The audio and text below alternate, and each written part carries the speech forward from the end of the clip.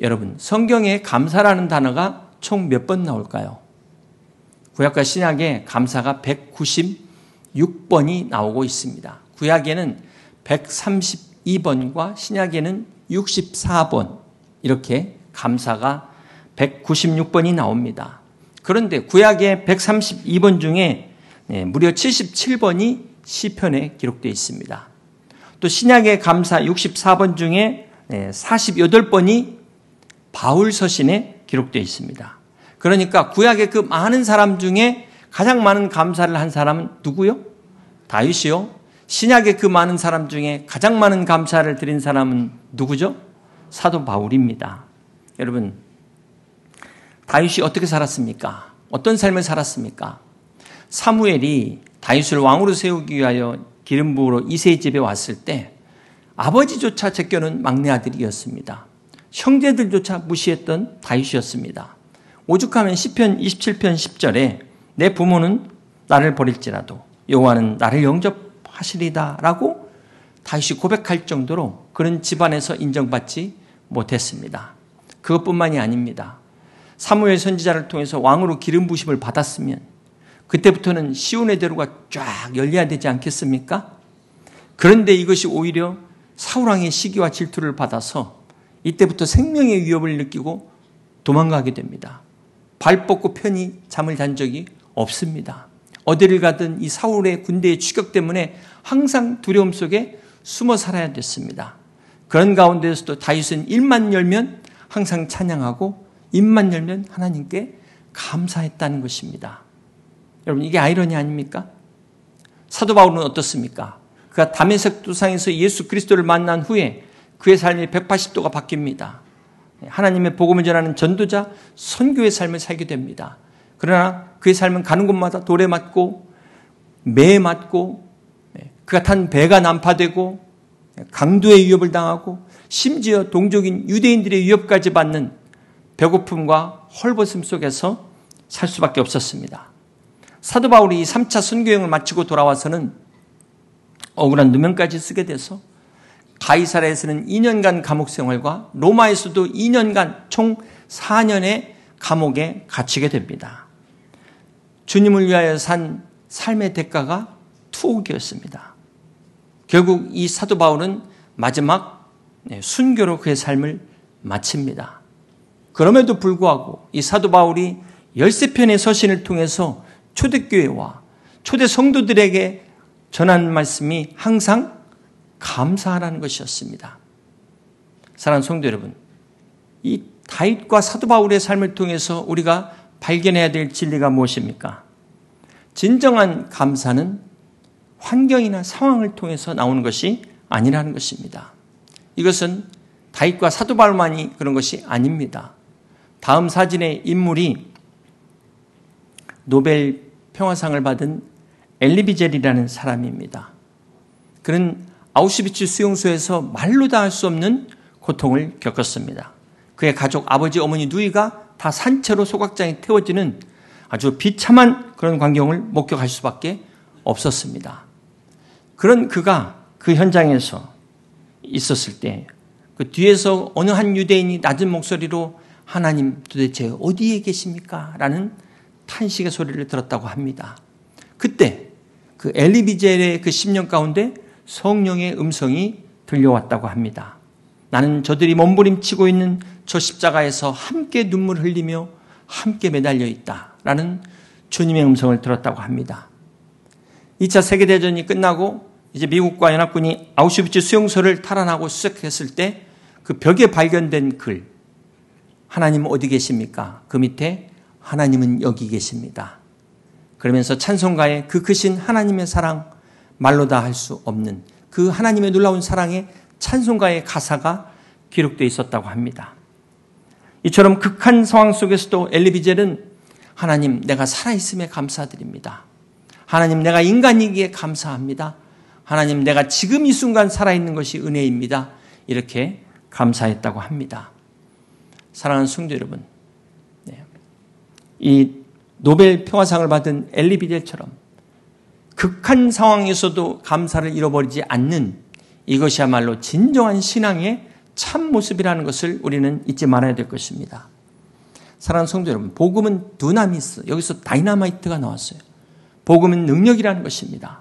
이 복음의 능력이 우리 앞에 있는 모든 고난과 어려움을 해결하는 것뿐만 아니라 진정한 복음의 능력은 우리 앞에 온 어떤 고난도 우리의 감사를 빼앗을 수 없는 것이 진정한 능력이라는 사실을 잊지 마시기를 바랍니다. 여러분 한번 생각해 보세요. 여기 두 가지 삶의 모습이 있습니다. 한 사람은 형통한 삶을 살고 있습니다. 또 한 사람은 고난 중에 살아가고 있습니다. 여러분 이 두 사람 중에 누가 더 하나님의 뜻대로 살고 있을까요? 누가 더 하나님의 뜻을 찾고 있을까요? 제가 고등학교 때 국민일보 그 역경의 열매라는 간증란이 있는데요. 그것을 꼭 빼놓지 않고 읽었던 기억이 있습니다. 제가 그때 그 많은 사람들 이름은 다 기억할 수 없지만 한 가지 분명한 건 이 하나님을 만난 사람들의 공통점이 있더라고요. 99.9%가 다 고난 가운데 하나님을 만난 사람이었습니다. 그런데 제가 부교육자 때 지금 천국에 계신 우리 이경영 장로님 신방을 갔는데 장로님이 간증하신 내용이 기억이 납니다. 시간상 다 말씀드릴 수는 없지만 그 어려운 가운데서도 어느 날 너무 감사하더라는 거예요. 너무 감사해가지고 이걸 내가 어떻게 할까 그런 가운데 우리 윤단용 권사님 전도를 받고 우리 교회에 나오시게 됐다라는 말씀을 간증을 들었던 기억이 납니다. 사랑하는 성도 여러분, 이런 간증은 극히 드문 간증이에요. 감사해가지고 하나님 앞에 스스로 나온 사람이 우리 주위에 과연 몇 명이 될까요? 대부분의 많은 사람들은 오히려 고난을 통해서 하나님 앞에 나오게 됩니다. 우리가 하나님을 알지 못하는데 형통하게 되면 이 자리를 잊어버려요. 지금 주일날 놀러 가니라고 주일도 다 잊어버리고 하나님과 멀어집니다. 그런데 원치 않는 고난을 당하게 되면 어떻게 될까요? 오히려 믿음의 눈을 뜨게 돼요. 하나님을 찾게 됩니다. 여러분 그렇다면 과연 이 고난이 저주라고 말할 수 있을까요? 이 고난은 축복이 되는 것입니다. 연약한 우리 인간은 고난을 통해서 비로소 이 세상이 답이 아니라는 것을 깨닫게 되는 것입니다. 잘 나가던 우리가 이 질병이라는 것, 내 육신의 연약함을 통해서 육신에 한계가 있다는 걸 깨닫는 것은 축복입니다. 그래서 주님 앞에 나오게 되는 것은 은혜인 것입니다. 우리가 이 고난을 통과하면서 더 이상 내가 이 세상에 의지할 바가 아니구나. 물질이 다가 아니구나. 내 건강 끝까지 믿을 수 없는 것이구나. 이거를 깨닫는 것이 오히려 은혜라는 것입니다. 그래서 시편 기자가 고난 가운데 주의 율례를 배웠다고 고백하고 있는 것입니다. 사랑하는 성도 여러분, 신앙은 농사를 짓는 것과 같습니다. 먼저 고난으로 흙을 파내고 모든 정욕의 욕심의 돌들을 다 걷어낸 후에 가난해진 마음의 밭을 준비하는 것입니다. 그리고 그 밭에 약속과 소망의 씨앗을 심고 이제 내 자신을 죽이는 그 십자가로 이 씨앗을 꼭 밟아 다집니다. 그리고 인내와 오래 참음이라는 물을 주면서 기다림이라는 햇빛을 통해 마침내 감사의 열매를 맺는 과정이 우리의 믿음의 여정입니다. 사랑하는 성도 여러분, 세계를 정복했던 나폴레옹, 그는 이런 말을 했어요. 내가 진정으로 행복했던 날은 단 일주일도 되지 않는다.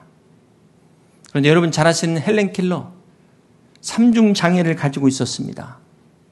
그런 헬렌 켈러는 내가 행복하지 않았던 날은 단 하루도 없었다고 고백합니다.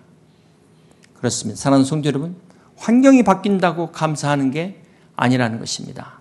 감사는 마음의 문제입니다. 감사는 내가 가진 것을 세는 것이 아니라, 내가 받은 것을 세는 것이 아니라 주님의 은혜를 바라보는 것, 주님의 은혜를 세는 것이 감사입니다. 옛날 시골에 신앙심이 아주 깊은 할머니가 계셨습니다. 그때마다 이 할머니가 아주 큰 소리로 기도하셨는데요. 시골집이다 보니까 옆집에 사는 할아버지 집에 다 들리는 거예요. 이 할아버지는 무신론자입니다. 하나님 어디 있냐고 하면서 막 이 할머니에게 시비를 거는 그런 사람이었습니다. 이 할머니에게 이 할아버지는 한마디로 사탄과도 같은 존재였습니다. 그러던 어느 날 가난한 할머니가 먹을 것을 위해, 일용할 양식을 위해 또 평소와 같이 기도를 했습니다. 옆집 할아버지가 그 기도 소리를 듣더니만 자기가 먹을 것을 담아서 몰래 살짝 문 앞에 둔 겁니다.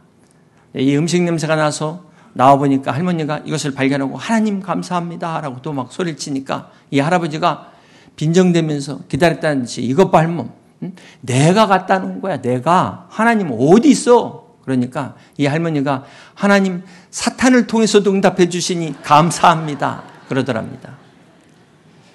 사랑하는 성도 여러분, 감사는 믿음입니다. 감사는 상황이, 환경이 아닙니다. 그럴 때도 우리가 감사하지 못하는 이유가 무엇일까요? 디모데후서 3장 1절입니다. 너는 이것을 알라. 말세에 고통하는 때가 이르러 사람들이 자기를 사랑하며 돈을 사랑하며 자랑하며 교만하며 비방하며 부모를 거역하며 감사하지 아니하며.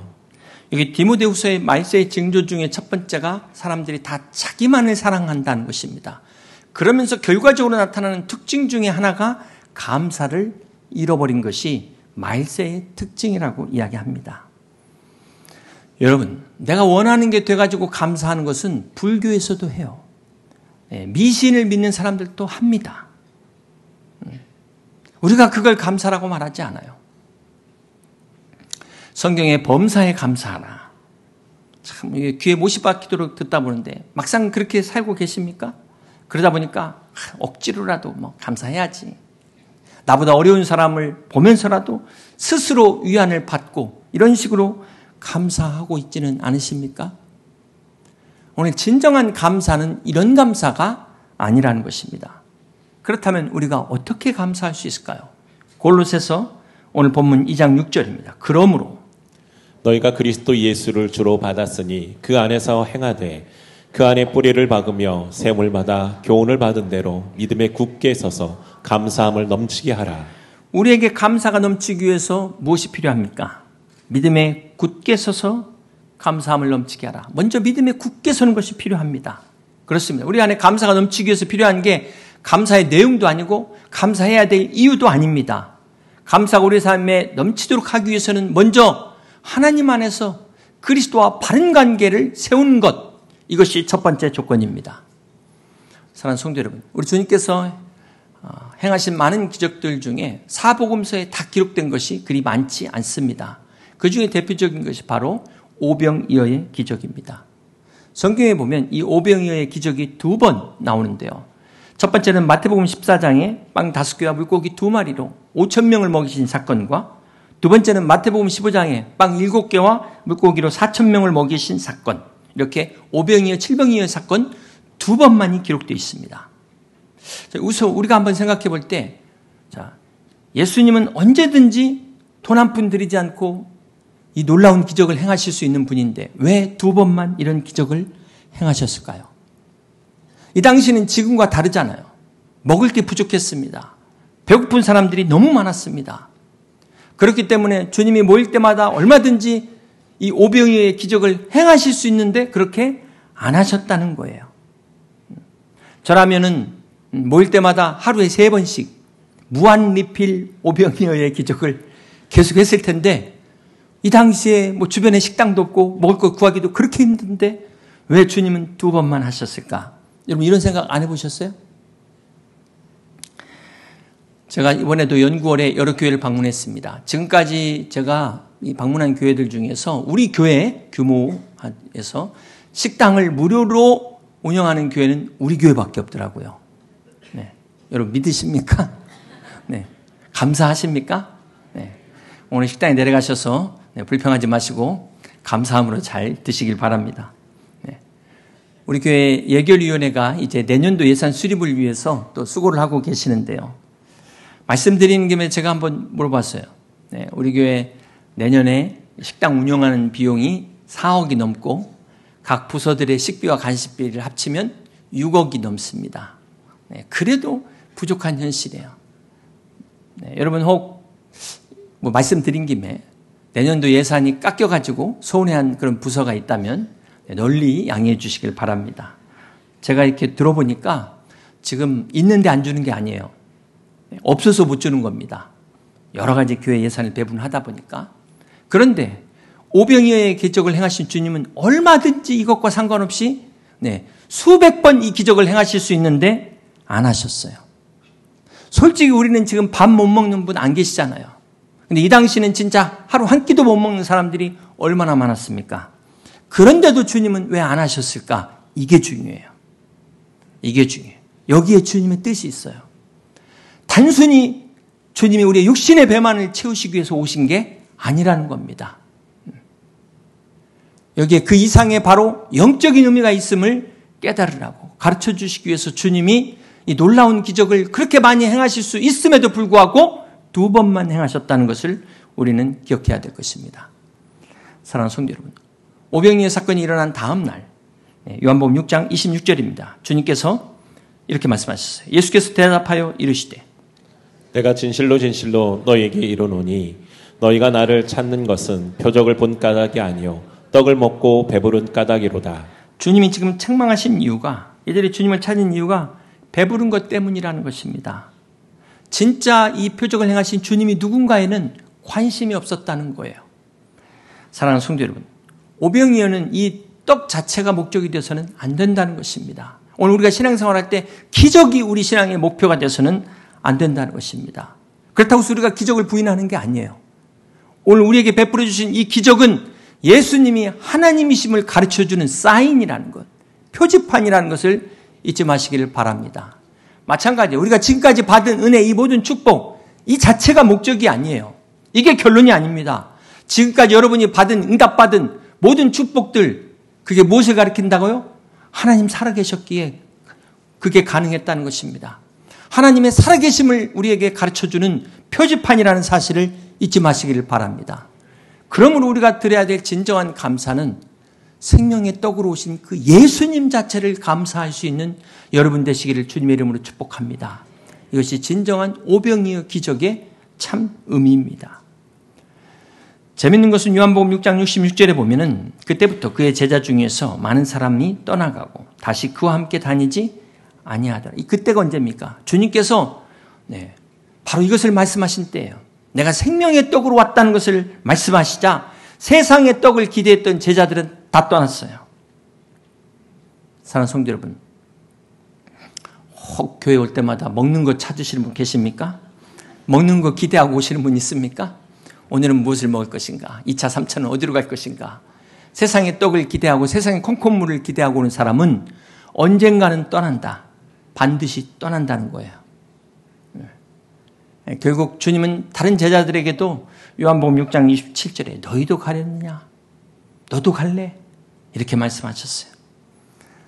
사랑하는 성도 여러분, 세상의 떡을 구하는 사람들은 주님을 버립니다. 그들에게 주님은 버림을 받으셨습니다. 사랑하는 성도 여러분, 세상의 조건과 환경을 보며 감사하는 사람은 그 조건이 사라지면 감사도 사라집니다. 그렇다면 진짜 감사는 무엇일까요? 진짜 감사는 언제 드리는 걸까요? 요한복음 11장에 보면 나사로가 죽었을 때 우리 주님께서 3일 만에 오십니다.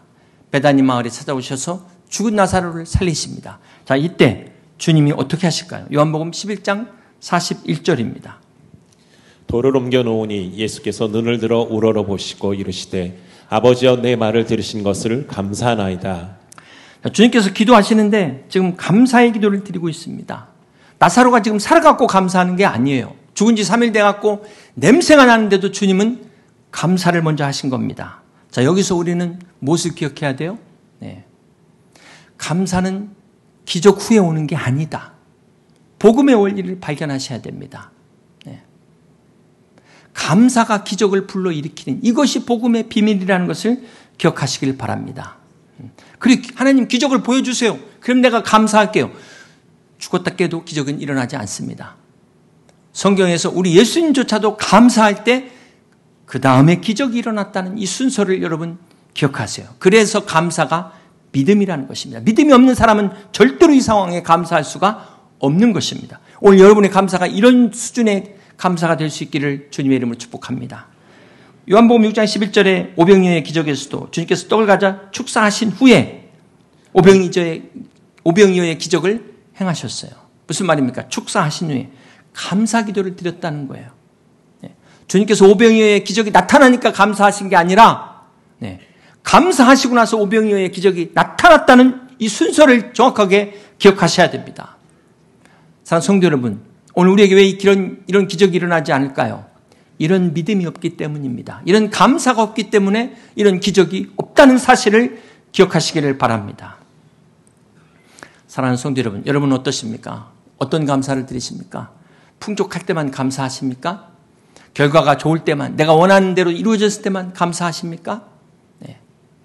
오늘 우리도 주님처럼 하나님을 무한 신뢰하고 비록 부족하고 연약하고 아직 응답되지 않았다 할지라도 먼저 하나님 앞에 감사할 수 있는 여러분 되시기를 주님의 이름으로 축복합니다. 그럼에도 불구하고 나는 이루어져야 감사할 거야, 나는 기적을 봐야 감사할 거야, 절대로 그렇게 되지 않습니다.